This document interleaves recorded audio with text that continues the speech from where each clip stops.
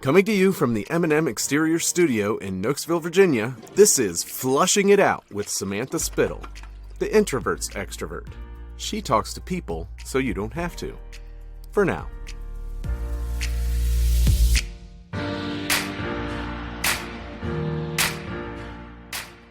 So I'm excited. Thank you for being here today. And I'm excited to flesh out all the things, whatever we get to. I'm excited to be here as well. This was a great reason to get out of bed and become a person on a cold, dreary winter day. So thank you. Yeah, it's I need a reason. I know you're supposed to, as like entrepreneurs, you're supposed to like get up every day, they say, and get dressed and whatnot. And it's very hard for me to do all those things on an everyday basis. So even before it's COVID, just hard to people all day, every day. Yeah. So I get it. Yeah, I do. So I appreciate you peopling today. It's only for you. It's only for you. Thank you. So Kari, so today's guest, Kari Ginsburg. Kari, tell us who you are. It's always the hardest question. It really is. It tries to get to the essence of my soul, my being, right? So my name is Kari Ginsburg. I am the owner of Uproar Coaching, LLC, which is a boutique coaching practice that provides coaching support and tough love to female identifying and femme entrepreneurs. So I'm a certified professional and life coach. I'm also one of the first 500 people in the world certified in change management practitionership, which I'm very, very proud of. And I am also a professional actor. And that's where I want to spend some time talking with you today about how lessons from the stage can actually apply in the day-to-day.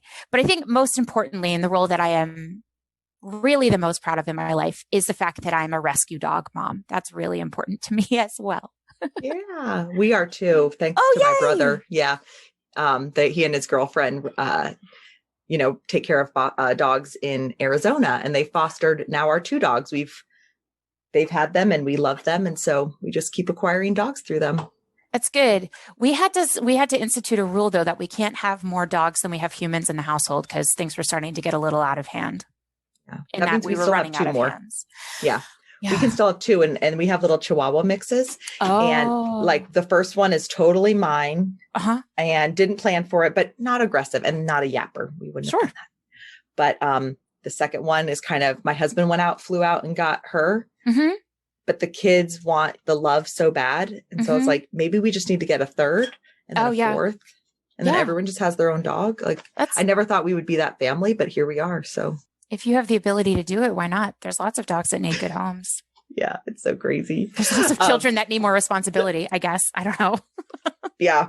Yep. That's actually been a good thing to do with the kids. So, but I'm excited to take your take on using those skills of the stage, because I don't know if everyone knows this, but like I grew up, only thing I would ever write, what do you want to be when you grow up? An actress. And I thought I was of that mindset where I thought everybody did, like who wouldn't want to be on the stage and all this stuff. And, as you get older, you realize that's like one of the personality traits where you think everyone wants, like, of course, why wouldn't? And I learned, no, not everyone wants to be on the stage and in front of the camera. So no, it's funny. I'm an overcompensating introvert. And the way that I ended up on stage is because I was painfully shy as a child. And we had a pediatrician who recommended to my parents that they put me in an acting class and see if that helps unlock or boost some confidence or something. And he literally created a dramatic monster because I found such freedom in playing other roles and putting on other personalities and personas and just not worrying about what people thought about me or what I said or how I behaved, because everybody was allowed to be a little silly and a little strange and a little different and a little weird. And so the rest is history. We never look back. So that was when I was 4 or 5. And then I booked my first professional gig shortly before I turned 6. And I've been doing professional theater all since then. So I think that's awesome. I love it when adults tell me that they've always, they always put down actor on a page and then that's not something that they pursued, because I firmly believe, one, that we all do a little bit of acting every day, whether we're professional about it or not. And 2, that there's always room to bring theater and performance back into your life. If it's something that you're curious about, or that you were hungry for, but you just let it fall by the wayside because of other things in your life that needed to take precedent and priority. I love that. It's funny because you and I, it's like, we're almost like on the opposite ends of the spectrum where it's like, I wouldn't say overcompensating introvert, but I'm definitely appreciating my introvert side so much more as I get older. Because I used to just think, oh, I'm extrovert, alone time is so draining, but definitely I'm appreciating it the more I get older. But I love, it's one of those things that when you're a chatter as a kid and you naturally talk to people, it's that whole, you would be good on the stage. And I love your opposite take of that in your experience where that it's something that helped you get out of your shell and build the confidence. And like you said, these are skills that we can use in any area of our life. And because people often think, oh, I can't do that because of XYZ. Because when you were talking, I was thinking of sales, that people always think of sales, how, I could never do that. But it's, skills you can learn. And so I think staying with a lot of which is why I'm excited to dive into that, because I think there's just skills. You don't have to be a certain personality type. Right. Or, we just always think we need to fit into this box. And I love when you said you are that like tough love, because when I first met you, I just totally sensed that. I'm like, you are that like no nonsense, no BS, like get that done. And Thank I you. love that. And so how did you get into coach? Well, no, I have two questions real quick. Because I know everyone's hearing it. I mean, thinking this when you said professional actor. So like, is there anything that we would know you from, seen you in? That would be one question.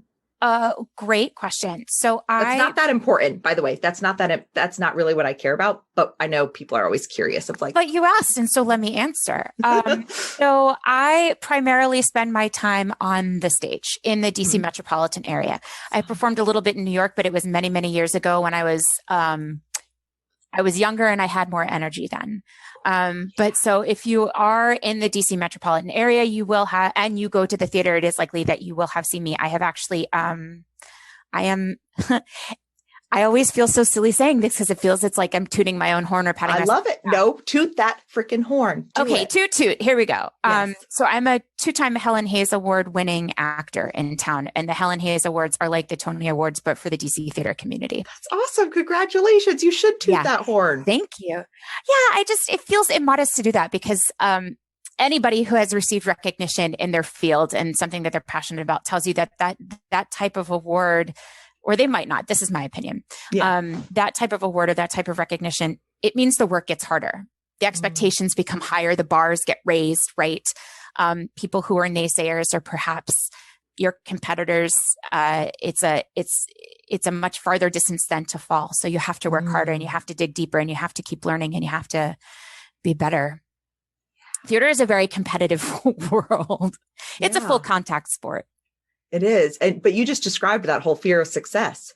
Yes. Like when people are, people so often think that it's fear of failure that holds them back. But what I've found is it's that fear of success that if I raise the bar, like I always joke, I'm like a low bar person because it's like, oh no, if I raise it too high, then that's, like you said, further to fall. And when there's no expectations, there's only success, right? It's also sort of like a pessimist mindset where it's like, I'm either always right or I'm pleasantly surprised, but either way I win.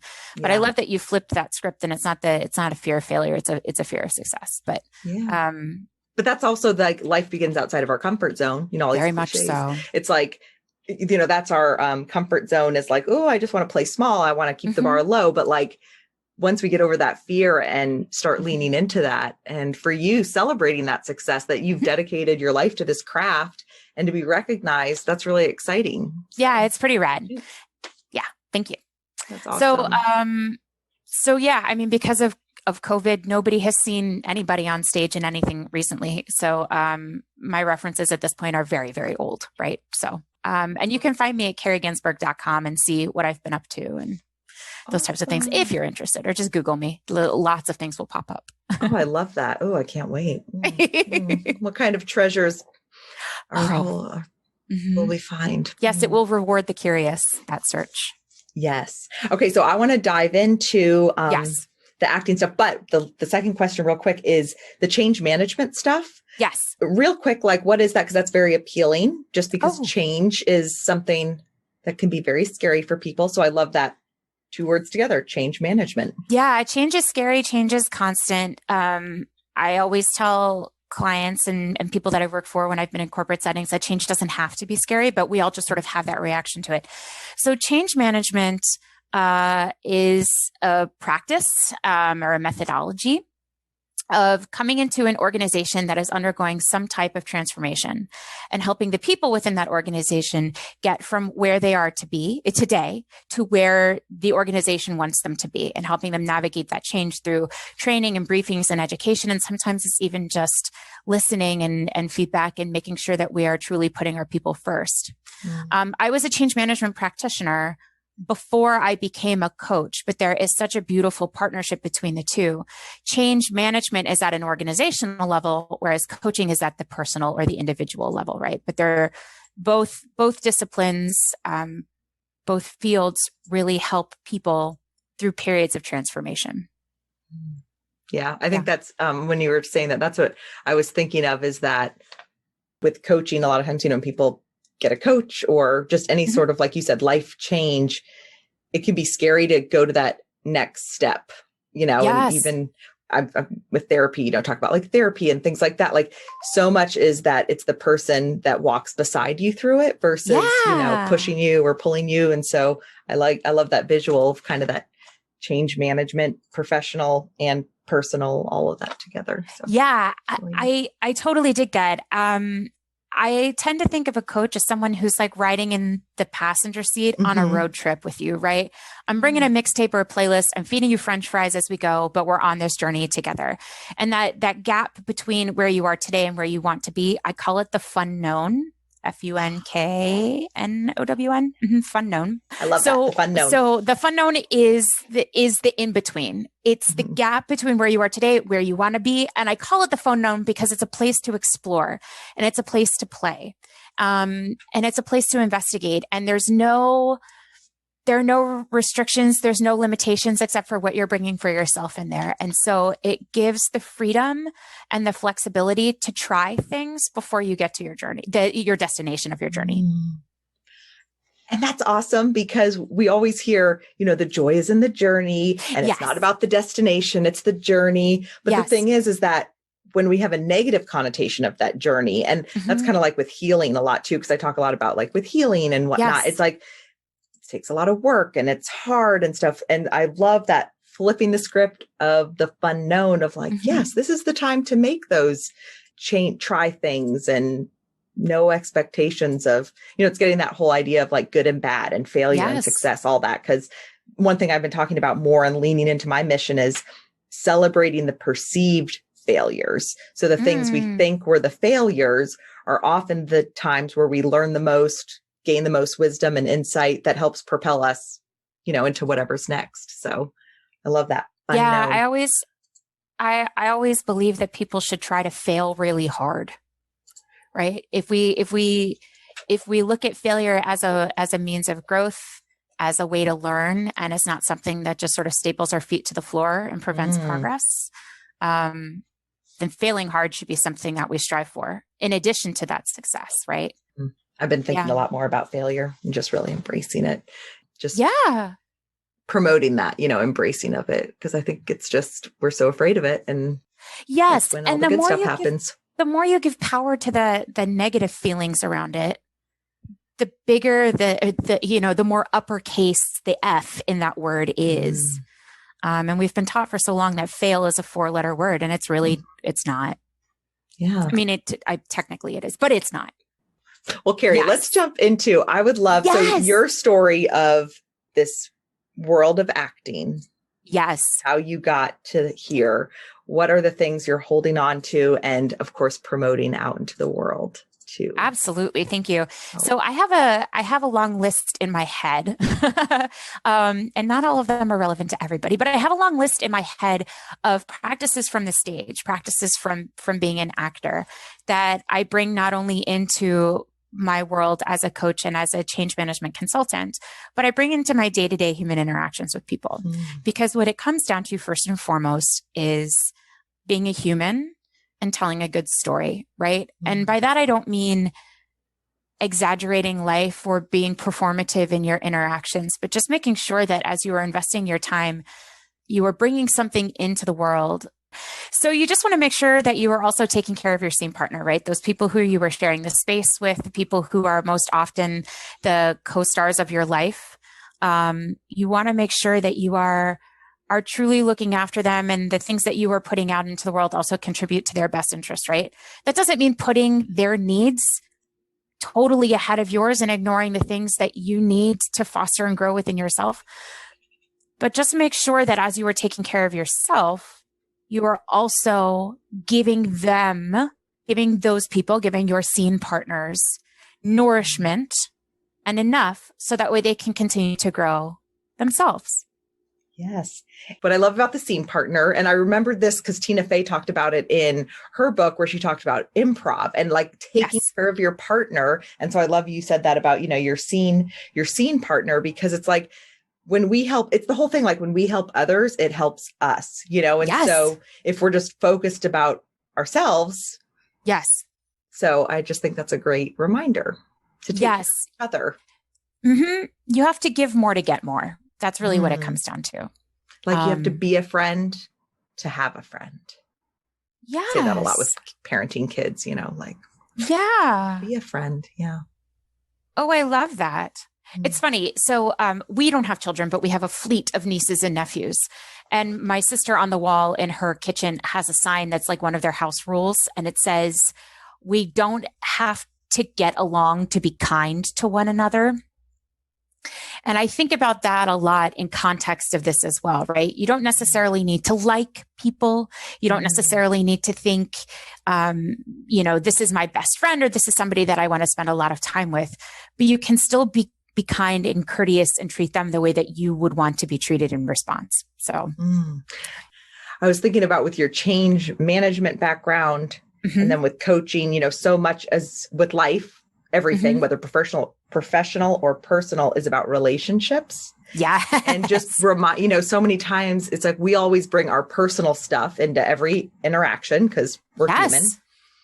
And so I think it's a great reminder of just regardless of whether you like your scene partner or not, and that's who's ever you're in relationship with at that moment in time, just kind of the whole being kind, but then just working together instead of working against each other. So, yeah.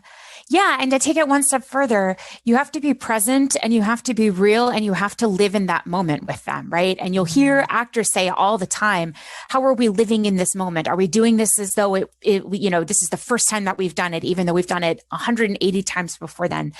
It's so real that you need to just focus, right? Breathe, eliminate the distractions and focus on who and what is in front of you in order to make sure that you are working in lockstep together towards whatever that goal is. Because whether you're on stage or whether you're in real life, we all have goals that we are driving towards, whether it's a big life goal, whether it's even just, as we were talking about earlier, like I got up and I got dressed today, right? I made sure that I could be in this chair to talk to you today. That is a success measure for my day. My goal was to physically be here for you. So I have achieved my I want statement. And very much the same, we need to make sure that, we are present in supporting others on their journey towards their goal and their achievements and results as well. That's great. Yeah. So take care of your scene partner. Yes. Take care of your scene partner. Tell a good story. Live in the moment, which is also like be present and be prepared. And one that I really, really like is about making big choices. So I have a personal life motto, which is go big or go F yourself, which might be go big or go home. But really what it is about is it's welcoming adventure into your world. Uh-oh, what just happened?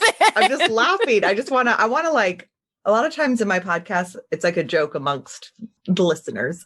Yes. I'll say, ooh, say that again. Yes. And so it's always like waiting for that moment of like, what's the, ooh, say that again. And so I was writing notes here, make big choices. Make big choices. So then like my brain is just catching up to like, wait, what's your life motto again? Let's say that again. Cause I would love to adopt that. So yes, say it again. Go big or go F yourself. But I'm going to dive into that more. You have to swing big. You have to take calculated risk. You have to be open to the Funknown and the unknown. You have to be welcoming of adventure. You have to get out of your comfort zone. And I realize I just said have to a lot, like I'm dictating something. But here's the thing. If you don't, then you won't grow. You won't progress. You won't learn. I mean, it is nice to be on the corner of a couch under a weighted blanket in a spot that's cozy with all of your snacks around you. But how do you know that that is your coziest, most comfortable place if you haven't explored a hammock, right? Or you haven't slept on a boat? Just try. Just be open to trying. I love that, of the analogy of like sitting like that, because there's some quote I heard at some point. It's something like you can only grow as far as you go or something like that. But the whole idea of, and one, I think it's actually more like you can only go as far as you can see type of thing. And then once you get to that point, you can see further. Yes. And further. And so that's the whole comfort zone thing. So literally, if like you've never sat in another spot, you might think that that's your most comfortable and that you're, happy with everything. But until you start pushing. And that's the beautiful thing about failure. That goes back to that whole celebrating failure. Yes. Embracing failure, because you find I don't like a hammock, but you may like a chair on the beach. That's lovely. But unless we try all those things, and that's the whole thing of like, we're so afraid of failure versus seeing failure as the stepping stones to like the next great thing. Yeah. Make big choices, learn from your experiences, and try again.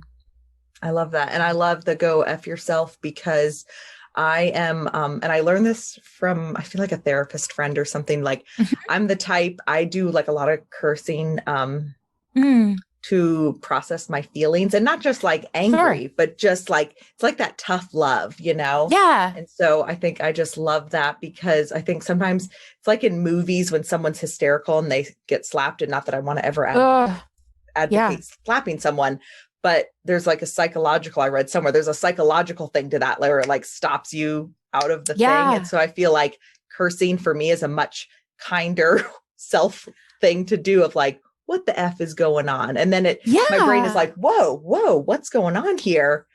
So, yeah.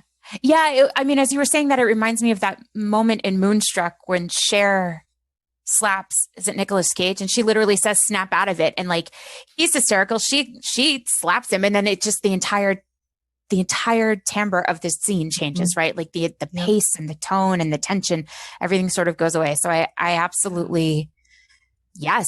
Use that blue language to like change your perspective and emotionally overcome the situation, whatever it takes. I recently read a book called Word Slut by Amanda Montell, and it's superb. I cannot recommend it enough. And she's amazing on Instagram if you're on the social media as well. I think you two are kindred spirits and like souls. But she talks a lot about how female voices, women's voices, how we use language, how we talk about ourselves and to each other, how we sort of convene and coven, has become sort of genderfied through the ages. And she has a whole chapter on swearing and what it means for women who swear. And is it making you more masculine, or is it devaluing your ladylikeness? And her whole thesis coming out of that is just like, effing say whatever the F you want to say. Like it's that was my I know, exactly. Go bigger off yourself, right? It's extraordinary.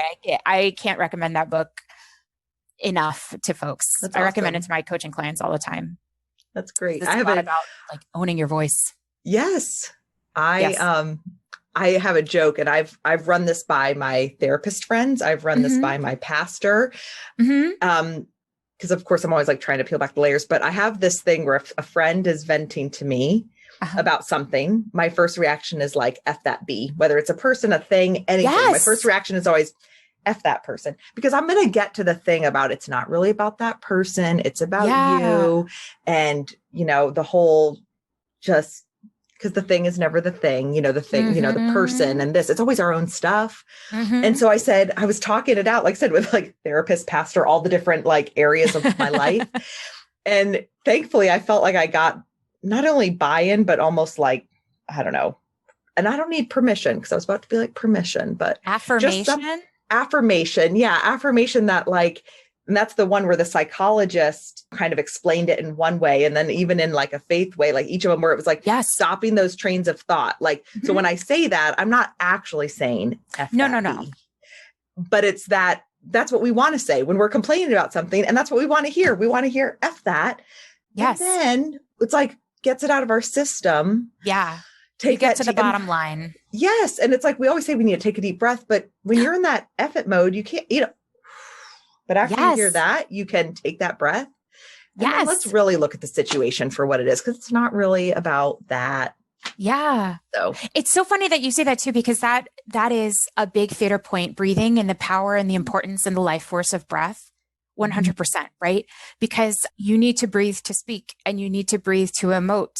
And I don't know about you, but when I am nervous or when I am scared, I hold my breath and that creates tension that I don't need in my body, but that also helps escalate situations outside of the theater world that don't necessarily need to be escalated. If only I could just take a breath and take a moment and pause and count to 10 or whatever the tactic is for you.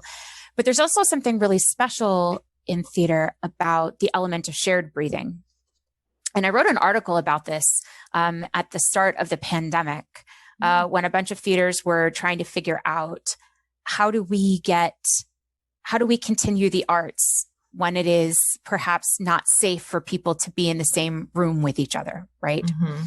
Because there's this beautiful moment in theater when you're on stage and when you are engaging with an audience. The actor on stage knows the audience is there. The audience knows that the actor knows that they're there. It's sort of this weird partnership disconnect thing that happens. Mm-hmm. But you are sharing the same air for however long the play is. And usually within the first 10 or 15 minutes of the play, there's a moment that I actually listen for. And it is when you know that you have the audience and they are, and that they are willing to go on the journey with you. Mm-hmm. And it is a moment of shared inhalation. When the entire room just seems to know to breathe in and breathe out at the same time. And it could happen through a gasp. It could happen through a laugh. It could happen just for like rippling of the breath as it happens up through the audience stands, right?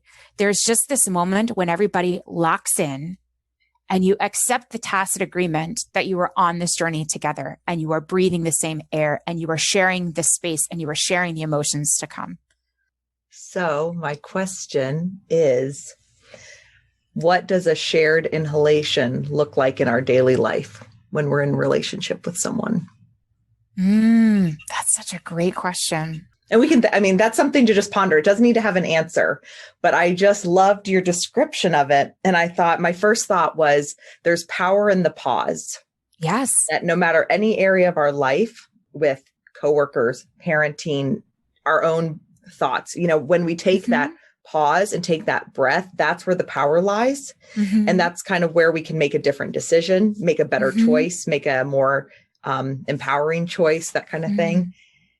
And so I feel like it's like step one is that power in the pause. And then there's that, you talked about the shared inhalation, that, like you said, the agreement that we're going to suspend our belief, right? Or suspend their disbelief. Yes. Disbelief. Thank you. I knew You've got it wrong. So I just thought, man, what does that look like when we are engaging with people? And I thought you said you take a moment after 10 to 15 minutes in the show, there's power in that pause. Yeah. You actually notice it. Because how much of life and when we're in relationships, when we're in conversation, do we not notice? Because we're in our own head, we're in our own space. And so when you go back to the things you talked about taking care of your scene partner, telling the good story, living in the moment, making the big choices, and then finally that pause of just, it's almost like putting your finger on the pulse of what's going on here. Just think that's really neat. Yeah. I mean, your listeners can't say that I just completely leaned forward and I'm like all schmoopy leaning against my hands, listening to you speak. But there's such truth to what you just said. I think what it is it's when we agree that we can sit in companionable silence. In companionable silence. I love that. Yeah. Right. It doesn't have to be for a long time. It's just when we agree that we don't have to rush to fill the space with words, that we can just allow the space to be. And then we breathe it in together. That was a very good question. Thank you. You're a very good interviewer. Oh my gosh. Thank you so much. You're welcome so much. I think that I feel like I've been the best way to say it is like, I hate saying it like this, but it's like blessed to walk through really hard stuff with people. And I say blessed, not because they're tragic things. So, but but like you said, to share that space with someone and what did you call it? The compatible silence? Companionable silence. Companionable. Yeah. Thank you.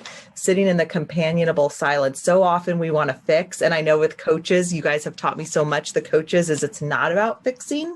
You think coaches are going to fix you or tell you the answers. And it's really, as you said, it's that passenger seat on the journey with you. And I think that when we want to be there in relationship with people, whether it is a very hard time or just any time, the good, the bad, the ugly, all seasons of life, really, we just want someone beside us and just to share in those moments. And it doesn't mean we have to have the right words. And I love your take on it because so often it's like actors and me, especially when, I grew up like I'm a chatter. And I think that's actually why I got a little bit away from the desire to act because it was, I think for me, it came from a place of wanting to connect with people. Yeah.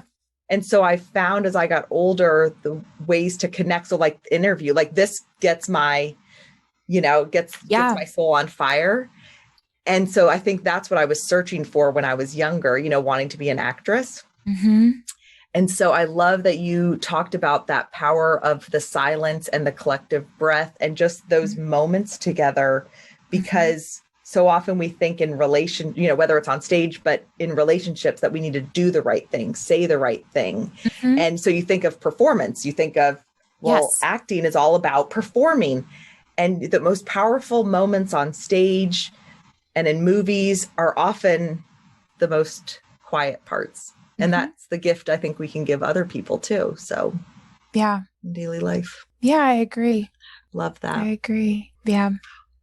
I love your badass perspective. I love your kick butt, no nonsense. But you can tell you also just have the biggest heart. And I think that's why people, those who have, it's like those who love big can give those biggest tough loves. So about tough love. Yeah. It's not about being mean. It's not about being aggressive towards people. It's understanding that it's scary to want something beyond what you have today. And much like you have been blessed with going through some stuff with people, coaches also spend a lot of time in a vulnerable place with their clients. Theater artists spend a lot of time being vulnerable themselves for a room full of strangers who don't necessarily want to root for them. And what it comes down to is you have to honor the human experience. You have to meet people where they are without judgment and push them towards brilliance. You just have to root for them when they can't root for themselves.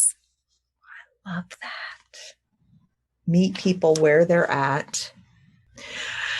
Oh, I love the rooting for people when they can't root for themselves. When I used to hear a lot, and I used to, is ride on my belief in you until you can have wings of your own to fly. Yes.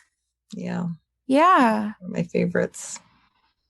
Because I just think you need those cheerleaders in your life because we are all human. So like honoring that human condition that it's not that the bad feelings, it's not that we're going to have the doubts and the fears and whatnot. And that's why I love your motto of go big or go F yourself, because it's not saying you're never going to have those, should I do it or shouldn't?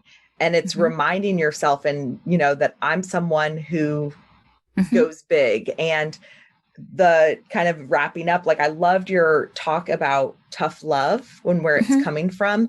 And I think what so often we do in relationships, and this ties back to your theater. So in theater, as you said, there's the agreement that like, yes, I know you're there. You know, yes. I'm here. You know, I'm not really this character, but we're all going to do this. Yes. I think that with tough love and, with coaching, when you're working with someone in coaching, but even just in relationships, there's that social contract of like, I know that your motto is go big or go F yourself. So I know if I go talk to you about something and I'm like, I don't know if I should do it. Like, I know Kari's going to tell me go big or go F yourself. Yeah. And you can say that because that's like the social contract that like, this is who you are. And it's like, for me, it's like, I'm always going to turn it back to what's really going on in there. What's this? Yes. So like, don't come to me. Like if you, and that's okay too. Like, that's what I love about life. And yes. My friend, we did a podcast just for fun, like my BFF, from childhood. We talked about friends on different shelves. That was kind of her analogy, and not expecting everyone to be the same, provide the same relationship. And so with coaches and just people in your life and everything, it's like, you kind of have this social contract of this is who I am. And so of course you're going to walk through individually with them and things like that, but kind of at your core, I know who you are. And so you can give that kind of kick in the butt type thing because you're kicking yourself in the butt. Like, you're not asking anyone to do anything that you wouldn't do. Oh, you're 100%. Yourself. Yes. So. Yeah. It can't work any other way. Yep. That's so awesome. Well, Kari, thank you so much. It was so fun chatting with you. Thank you so much for having me. This was amazing. I want to continue these conversations because I think I love your perspective.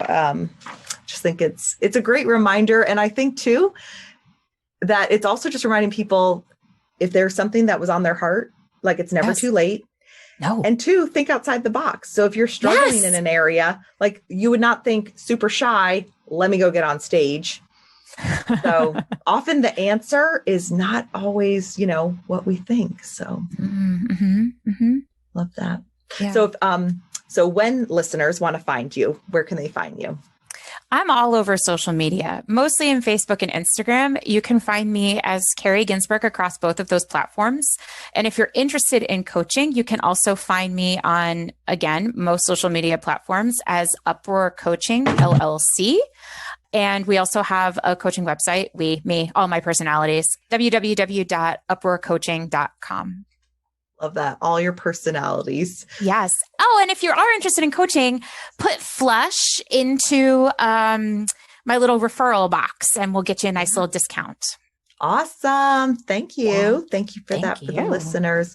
Well, thank you again. So appreciate. Can't wait to do this again. I was like planting that seed, Oh, I mean, if you'll have me, I will gladly come back. We can talk about whatever you want. It's like a second date or something like, I'll see you next time, I mean, should I text you? Do you want to text me? How do we how does this work? How are we leaving this? And that's a wrap for now.